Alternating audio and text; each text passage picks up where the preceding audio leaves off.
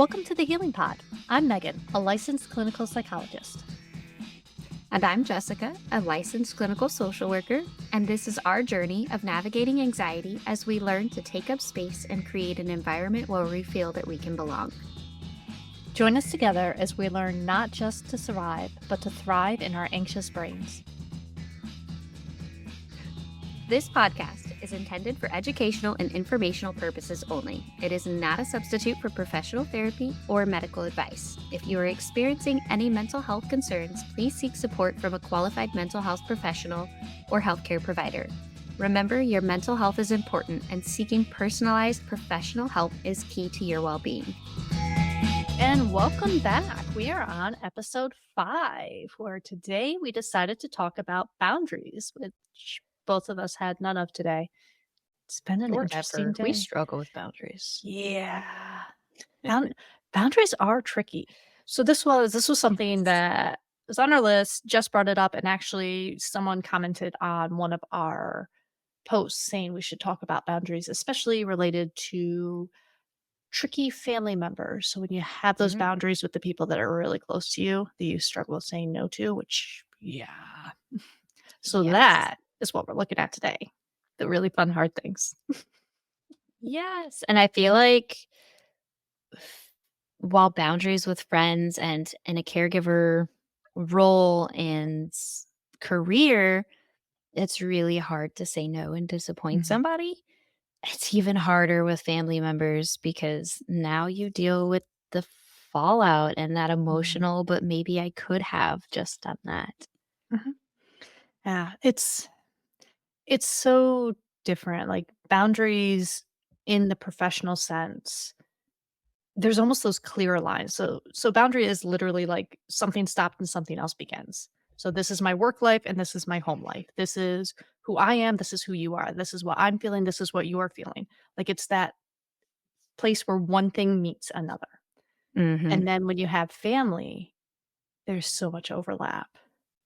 Like this is my friend, parent, person that's providing childcare, person that raised me. And like there's so many different aspects and needs and roles that get muddled up with family. It's hard to delineate those lines sometimes.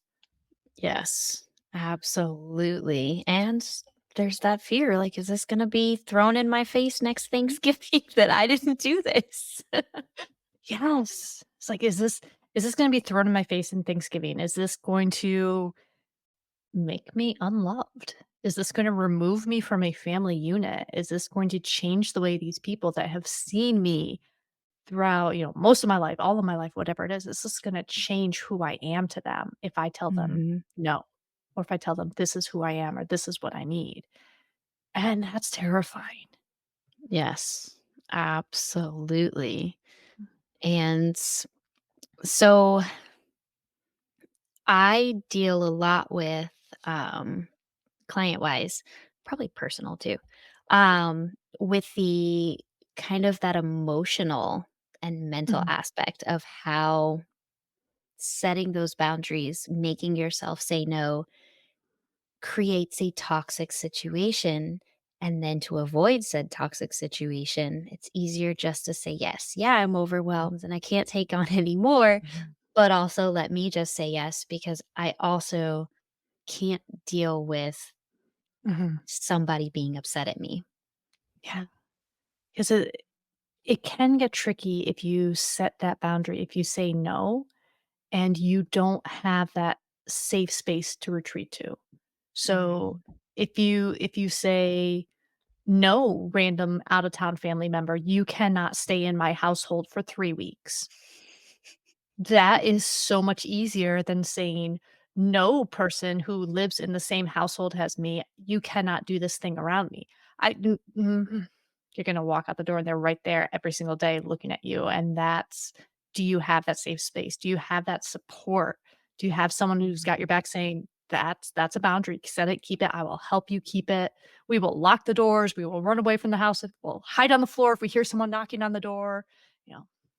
If you don't have that support and that safe space, setting these limits can be very tricky. Yes. So I think the ultimate question that I get and that I want your take on is, what are boundaries? How do you know what are appropriate boundaries, and how do you determine how to set those boundaries for yourself? So, my take on that is a boundary really has to be focused on you. So, a boundary cannot be, Jessica, you are not allowed to say the number 3 around me. It 3. really can't be. How dare you? I am offended. It really can't be something of, I am dictating this other person's behavior because I have no control over your behavior whatsoever. It has to be more of, I find the number 3 very terrifying. I have a personal fear of the number 3. I would really rather you not say it around me. If you say it around me accidentally, I'll remind you. If you say it around me on purpose because you're trying to get under my skin, the conversation is over and I am leaving. I have an action I can take that I am in control of that will support my boundary versus, but you can't say it. I told you you can't say it. You can't. I could throw my tantrum all I want, but it's not going to work. Tantrum, it's Yes. not going to work, especially if the person is doing it on purpose. And that's not to say like everyone's an evil little manipulative person that's trying to get under your skin. It's just some people don't get that. It's like, that shouldn't bother you. I'm going to say it and I'm going to expose you to it till it doesn't bother you. Can't do exposure therapy without my permission. Doesn't work. Yeah, That's, yeah. and also boundaries make people defensive too. Mhm, So even though when they're in a rational mindset, they're not going to want to get under your mhm, skin, and there's maybe that pause of, "Oh, maybe I shouldn't have done that." But because it creates that back and forth, it almost like, because they're in that defense mode and now your defenses are up, you're not even respecting your own boundaries mhm, because you've said, "I really don't like it when you do that." But now instead of walking away, you're going back and forth fighting over it. mhm, And they're intentionally doing that thing to get under your skin. mhm. Or a lot of times, so if we're looking at a family unit, we're usually looking at generational trauma and injuries and things like that that aren't fixed yet. So the boundary needing behavior, it's less of a sibling purposely saying something to annoy you because they know it annoys you, and it's more of somebody looking from their own mind frame and going, "But I think this will help. I think this is the right answer. I think this is the thing to do. This is something I need." And not being able to see past that to accept the other person's need, because it's, Yeah. yeah, it's that interplay of, I'm trying to think of a good example. I hear it a lot with, childcare. So, like, the parent and the grandparent, "Well, please don't tell me how to parent my child," or, "Please don't tell me how to feed my child." But I raise children and I know, and I have this, and they have that set understanding, and it's hard to put that aside and to give their child credit as a parent to make their own wonderful mistakes with their children, because we've all done that, and to parent their child in their own way because they know all of this stuff, and can't you just listen to them? And it's a very tricky ground because you want to set that boundary without literally shoving someone out the door and locking it unless it's a safety issue. If it's a safety issue, shove them out the door, lock the door, and if they knock on it, you hit the deck and you pretend no one's home. But if it's not a safety issue, it becomes a very emotionally treacherous, "How do I keep myself safe? What do I do in this Mhm. situation?" issue. Yeah. And most importantly, knowing clear what your boundaries are so you know how to communicate those boundaries. Mhm. And why do you need that boundary? I mean, is it an emotional, this feels so dangerous to me, I can't process this yet, I need this? Is it I'm overwhelmed and I need the space? Is it physical, my skin crawls if you hug me too much, please don't, I'm touched out? Yes. Like, what are you addressing with this boundary? Being very aware of what your goal is, because that will Mhm. help the boundary to be reasonable as well. Yes, absolutely. And also kind of that lack of what am I trying to say here? So, whenever people are first discovering like how to set boundaries for themselves, they very quickly find out that others don't respect them because they don't respect themselves by setting those boundaries for others. They don't understand how to create that level of respect for themselves. So, learning that aspect too, I think is a big thing for why boundaries are important because it teaches us to respect our needs and what's important for us. Mhm. And I think, like, oftentimes, if we're looking at that anxious people pleasing aspect, there can be a hard time interpreting someone else's boundary as something other than rejection. If you've been in that people pleasing role where it's like, let me take care of everything for you, let me do everything for you, let me do everything for you. Okay, you're going to do it back for me now because now I'm empty and now I need it. And the other person goes, no, I can't do that for you now. It's a hard no. I say, it's That's my very boundary. I hate when people do that. it's right. But if you've given everything of yourself to take care of everyone around you, and then this person that you just assumed was going to take care of you sets that hard boundary, it feels like Mhm. rejection. And not having the self-respect and the awareness of setting your own boundaries beforehand so you aren't completely empty when you hit someone else's boundary hurts. You are now feeling rejected. You're now feeling this person that was supposed to refill my cup, was supposed to help me, just said no. And how do I accept that? How do I, say, "Oh, all right, that's your boundary. That's an okay boundary to take. I'll just sit over here." If I haven't taken care of myself, if I don't have other resources I can then turn to, if I don't have my, multiple strings of support set up, I now have nothing because someone dared to set a boundary. And that can go back into, am I going to get defensive? Am I going to rage? Am I going to, I don't have any resources left because I spent them all on everyone else. So how am I going Mhm. to respond when I am now feeling that low? Yeah. How do we minimize that overwhelm? Mhm. I have not mastered it yet, my friends. I am overwhelmed on a daily basis, a little overstimulated a lot of the times, Mhm. but that's because I struggle. I'm really good at setting boundaries. I'm really poor at maintaining them for myself. And that goes back to, you set a boundary, but someone goes, "Oh, but I have a need. Can't you just bend a little bit and fill my need? Why do you need to be so rigid in your boundaries? Aren't you just being rude? You're so rigid. That's just unreasonable. How dare you just say no without a 20-page explanation of why it is okay at this moment for you to say no?" Yeah. Yeah. It's it's this interplay because the vast majority of the time we are not dealing with supervillains here. We're not dealing with megalomaniac, maniacal, I'm going to step on your toes just to see if I can break them type of people. I know, right? It'd be so much easier if we were. Those are Yeah. the easy, hard boundaries to hit. But we're dealing with people that we love. We're dealing with people that care about us, that we care for, that when we know them really well, we can have those fuzzy boundaries again. We feel their pain. We realize, oh, they're just trying to be helpful. They're just trying to be nice. They're just trying to do that. And to some extent, they are. And that is a really good and helpful thing to see so that when you set the boundary, you're not shoving them outside the door, calling them every name in the book and locking it behind them. You're saying, no, I need this because of me. I'm exhausted. I am overwhelmed. I don't have the time to take on 20 more clients. I don't have the energy to make, dinner for 12 people tomorrow when it's 7 o'clock already and the stores are closed, whatever it is somebody is asking, you know, Yeah. to just say no because I don't have it in me to do that now without causing myself harm.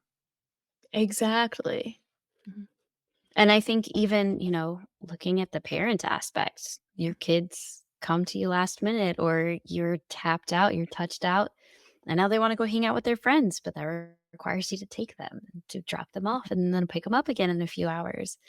And I feel like there is that level of feeling like you always have to say yes, but this is my kids are my guinea pigs. Like, that is where I practice setting my boundaries.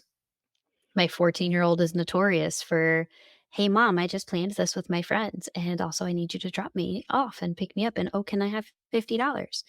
So, she is my and she knows it too, like, I get that stink eye whenever I say no, but I set that boundary. I totally get you wanna go hang out with your friends, and also, I'm totally burnt out from the day. You just hung out with Mhm, them the other day, so this is gonna be a no for me, maybe next time if it's planned in advance, and that's use your kids if you got them. Play guinea pig. mhm, Your spouse, like, sure, by at this point, you know your spouse's reactions.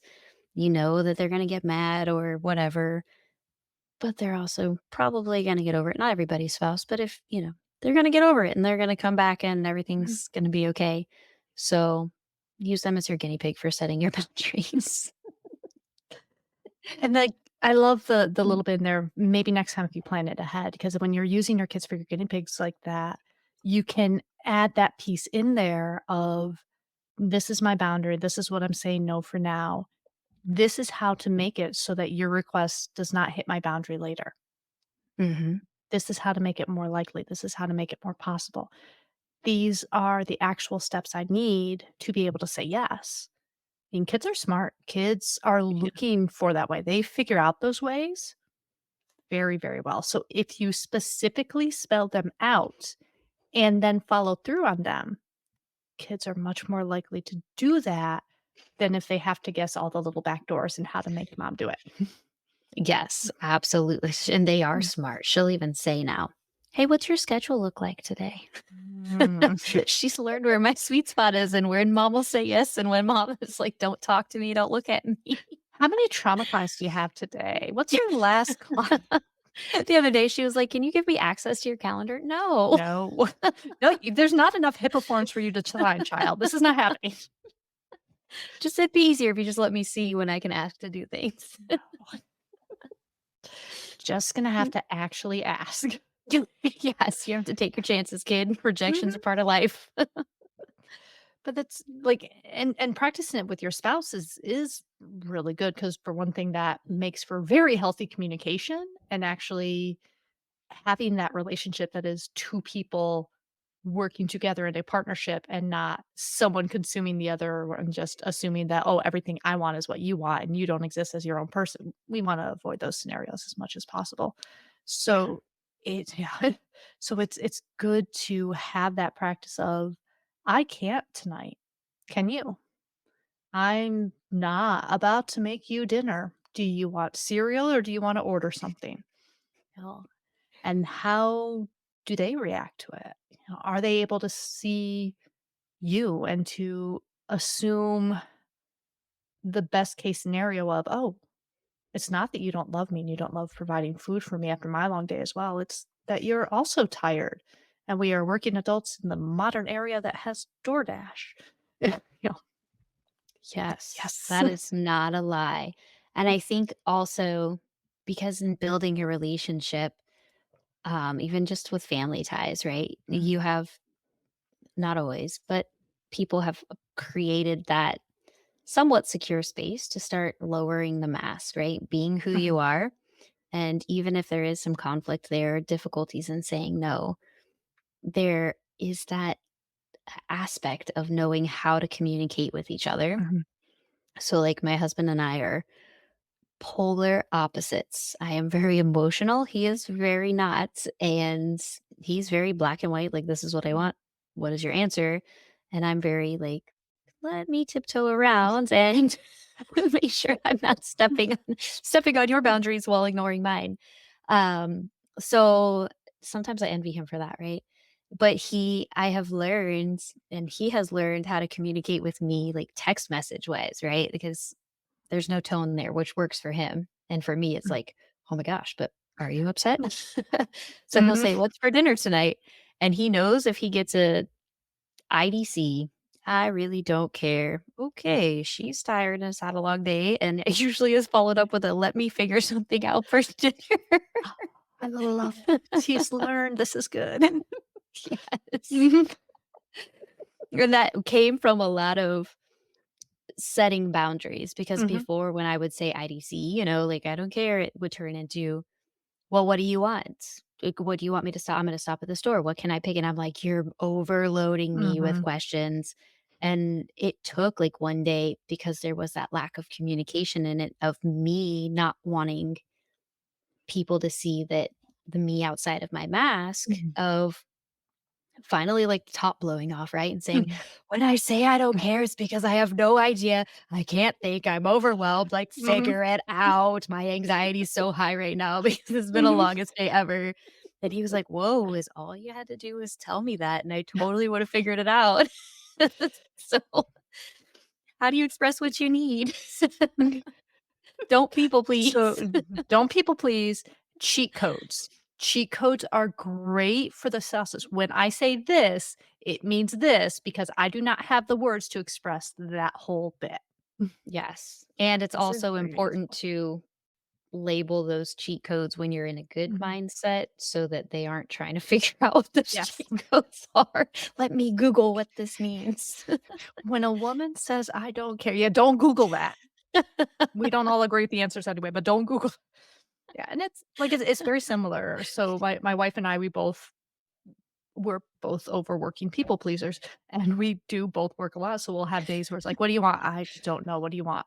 "I don't know." And you could just see this moment where we're looking at each other and we're measuring out who has the slightly more amount of energy to make the decision because the other person literally doesn't care. They just can't make that decision. It's like, all right, are we scrounging for leftovers? Is there anything in the freezer? Are we ordering? Or is it a cereal night? Let's just pause. And then someone who has that little bit of extra energy is like, how about cereal? Perfect. Thank you for making the decision. We're good. Yes, Yeah, Kirby, what's for dinner? Please go pick it for exactly. us. Sometimes, if you need to throw things at a dartboard, if you need to flip a coin, if you need to draw paper pieces out of a hat, it's all equally as valid because at that moment and that energy level, none of us care. We just Mhm. need to not have one more decision to make and one more thing to think about and one more, if I pick this, are they going to be upset because they really didn't want that and they actually wanted me to pick this other thing, and I can't juggle all that some nights. It's not even real, and I put it on myself, and I still can't juggle it all. Yeah, And the answer even is when whatever. exactly, even when Mhm. perfectionism kicks in, right? Like, I'm gonna wake Mhm. up and I'm haven't started my day, so I have all this energy, I'm gonna plan for dinner, and Mhm. then you get home and you're like, "I really don't Yeah. fucking wanna cook that, I don't care." Why did I pull that out of the freezer? That takes effort. That's going back in the fridge. Mhm. That's a tomorrow problem. Yes. But it's and that goes back to that being aware of your energy and what is yours versus what is the others. Because I think Mhm. sometimes when we're in that measuring moment of who's gonna suggest cereal for who has the energy to suggest cereal first, there is that sense of, "All right, what if this is my tiredness, and what if this is me feeling your tiredness and reading it as, are you slightly upset and therefore I don't wanna make the wrong decision even though I logically know there is no wrong decision because we've been at this long enough, I know you're not actually upset, you're just tired." Right. That's a lot of energy when you have none. Mhm. And all to Yeah. just be able to accept that boundary of, "I don't know what I want, will you decide?" Yeah. Because what if that "I don't know" is a trap and they really it's not, and some people, sometimes, some relationships, it is, and that goes back to that, how do you set boundaries with these high conflict, close family and close relationship issues? Like, sometimes in life and with a lot of people, that is a trap. It's the, "I don't know, but I do know, but I want you to pick it for me because something about my life and my training and my people pleasing says I'm not allowed to say it, but I'm allowed to passive aggressively be ticked off if you guess it wrong." And I think that really rolls into the trust of it, right? Mhm. Yeah. Of trust can also be a bad thing of I want to trust you, but also you need to prove yourself to me. Mhm. Show Are you me that you trustworthy? are good enough. Mhm. Yeah. 'Cause it's I mean, so in that scenario, the person that is stuck and about to turn passive aggressive and be the one that is emotionally harmful here, they are trying to trust without having the space or the ability to say, "I would like this. I am not allowed to ask for this. I am not allowed to have a preference, but this is what I really want. And I need other people to take care of me because I'm not allowed to have a preference. And if you don't take care of me, it's because you don't know me, you're not loving me, you're not trustable. I can't actually rely on you. So I'm going to put up the defensive wall and I'm going to be mad at you because you did not meet my unspoken expectations." And then you have the person on the other side who's sitting there going, "Okay, I love this person. I need them. I need to make them happy. My crystal ball is broken. My magic 8 ball just keeps saying ask again later. My tarot deck is like giving me the tower and telling me to I don't know what to do." You know, Yeah. and Let they me get in that anticipate scenario. all your needs and practice, Mhm, practice, practice, and do all of the things that could mhm. possibly be what you want. And then shit, it's still not what you want. And I It's still wasn't good enough. yeah, and you'll never be good enough in that scenario because you can't Yeah. it is not possible. It is much better to take that step back and to say, "Well, I'm going to make myself a bowl of spaghetti. You can have some if you would like it. And if that is not what you want, you are free to make your own thing. And we will talk about it later of when you get in this mode. Is it really a grilled cheese that you want? Because if that's the cheat code, I will write it down and I will get it." Yes. Or do I just throw candy at you? Right. But you do have to step back from trying to guess their boundary, trying to guess their need. You have to not play into that trap of you will be wrong. Not because you're a bad person, not because you're bad at this game, because they don't know how to ask for it. So you will be Yeah. wrong. Yeah. Yep. Mm. Tiring. It's just mentally exhausting. And how many people do that at work, right? Mhm, Like, oh my gosh, my boss is going to be upset. That perception that I'm going to be rejected. I'm not going to be mhm, enough. I'm going to do something wrong. mhm. How do I anticipate their needs? You can't. Yeah. You can't. Oh. Like, I try really hard if there's ever a, "Hey, I need to talk to you" to someone, I try really hard to put why in the text Mhm. message. Like, "Hey, I need to talk to you. It's about this." Or, "It's nothing Yes. bad. It's actually something good, but I wanna surprise you." Like, I try to put why. And at the same time, I know I'll have days like today where I am just freaking exhausted and someone comes to me to ask a question. It's like, I am not pulling through the RBF. I am not emoting. I am trying to tell myself it is still flat.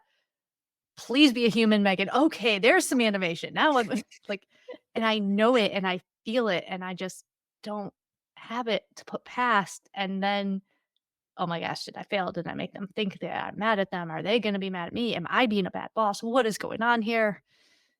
Drink more tea. Yes. Drink more tea. Mhm. So, Megan, Yes. what happens if you set those boundaries and you're finally like, yes, I've got this. This is my boundary. I know what it means. If you don't do this, then it's okay for me to walk away. Mhm. But also, oh my gosh, I just set my boundary. Are they going to leave? That goes back to that trust.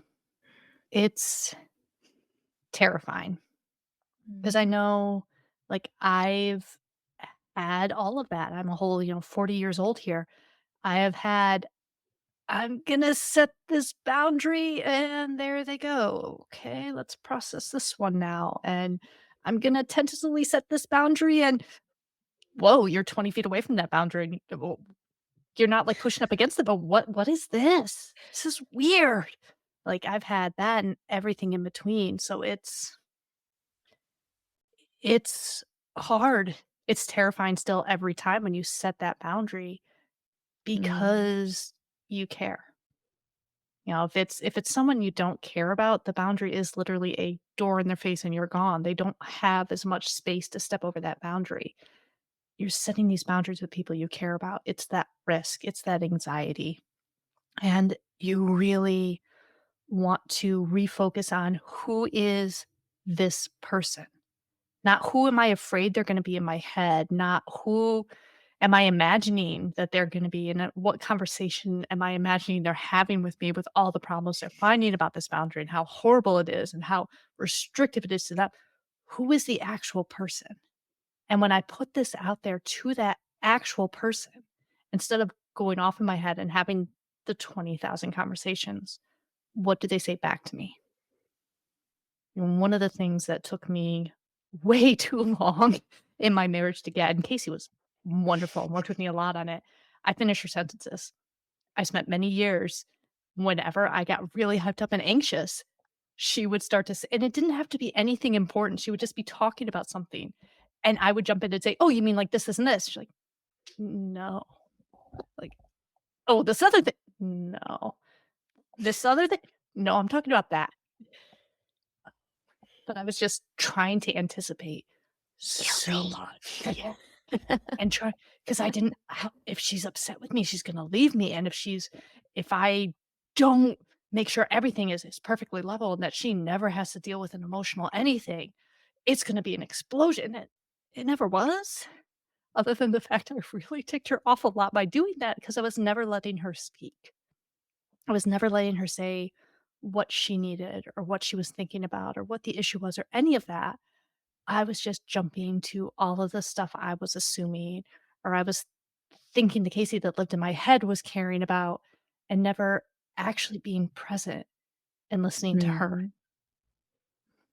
And that's that trust of like, I will let you be a full person and I will respond to the person you are being. Yes. And if I don't understand the person you are being, I will question, help, please explain. I will give you space to clue me into what is going on. Yeah, Yeah. Yeah. absolutely. And I think that anxiety and boundaries too, like, is knowing who you are behind that mask because you Mhm. can mask all day long, but those little pieces of you are going to slip out. So, like, for me personally, I know when I get super excited about something, or if there's something on my mind and I'm like, oh, I want to say this right now because I know I'm going to lose it, I have a tendency to interrupt, which can really piss people off. Mhm. And I have had to get better with my own boundaries with myself of take a step back and try to remember that thought. And if you lose Mhm. it, okay, you're going to be frustrated, but that's okay. Mhm. And also, you're crossing other people's boundaries every time you Right. interrupt them. Mhm. So it's kind of knowing that level of when is it okay to say it? And also, do I just hold it in? Yeah. 'Cause, and I know sometimes that can go in the opposite way when you're like, "Oh, nope, someone's talking, someone's talking, someone's Hmm. talking." When you never say and you never join in and you never learn how to become a part of the active conversation. That's too much of that. That's Yeah. also not really respecting their boundaries because you assume, "Oh, they can never let me in, they can never let me talk. I have to wait until there's a 10-second silence before I'm allowed to tentatively maybe start to express my idea." Hmm. It won't happen. Mm. So finding that space where you aren't talking over, but you are joining in. When you aren't talking for, but you are listening and responding to. Yes.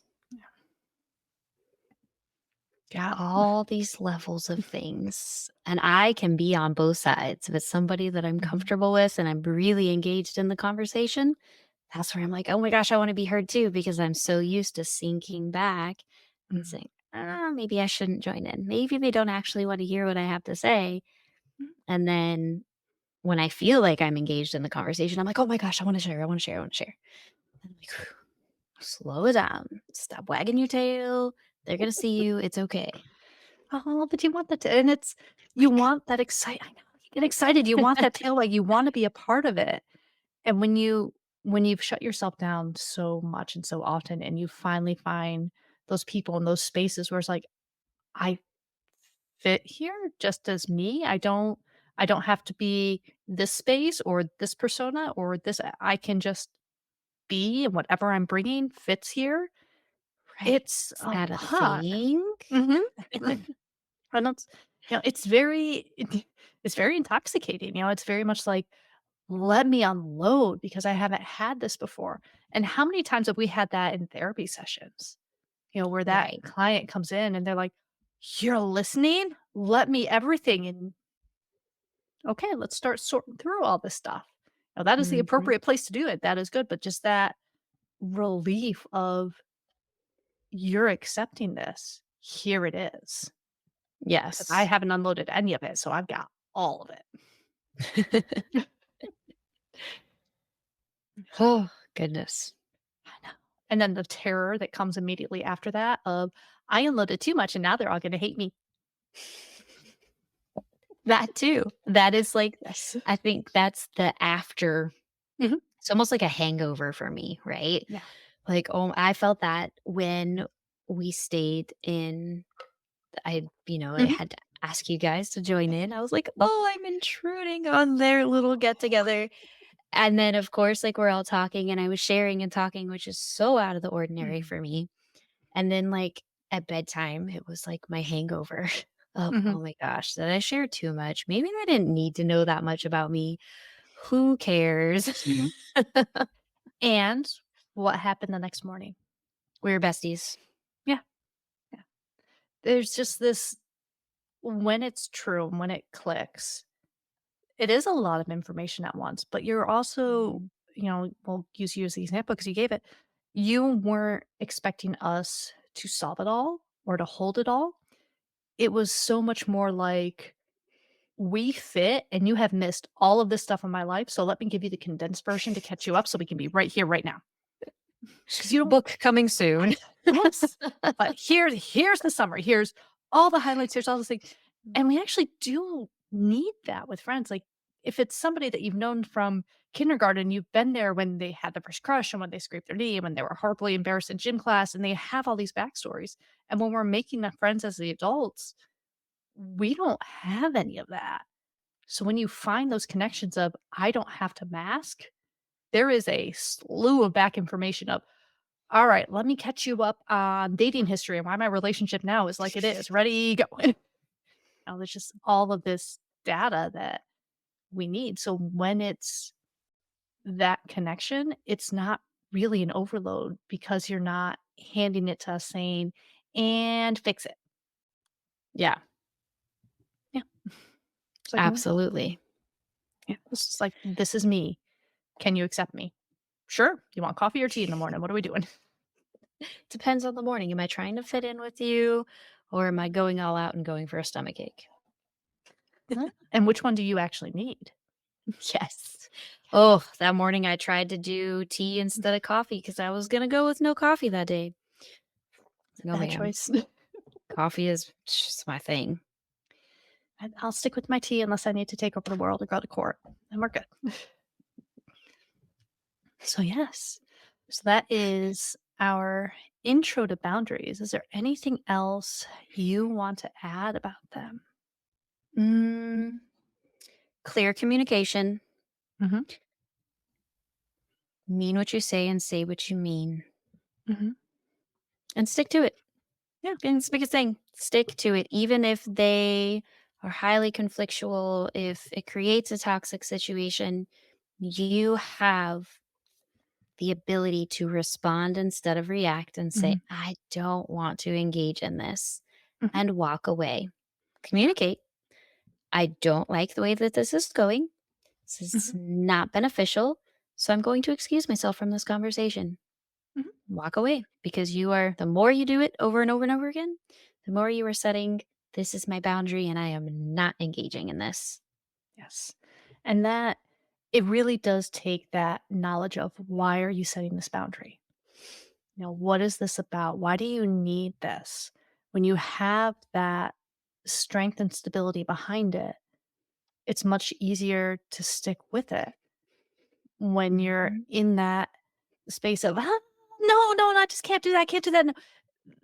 That's not a boundary that's going to stick very well. When it's a, No, because that hurts me in this way and makes me feel like this and tries to do this to who I am, and I'm not okay with that. So I'm not going to do that.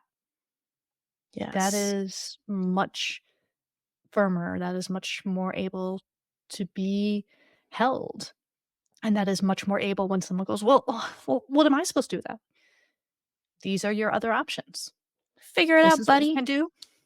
This is what I'm not doing." Yeah. So Yes. there's You're so yeah. modeling good boundaries every time Mhm. you stick to yours. So you are Mhm. teaching that person, hey, if you respect my boundaries, Yeah. I am going to reciprocate and respect yours too. So we both Yeah. get what we want. We win in the end. Hooray. Yeah.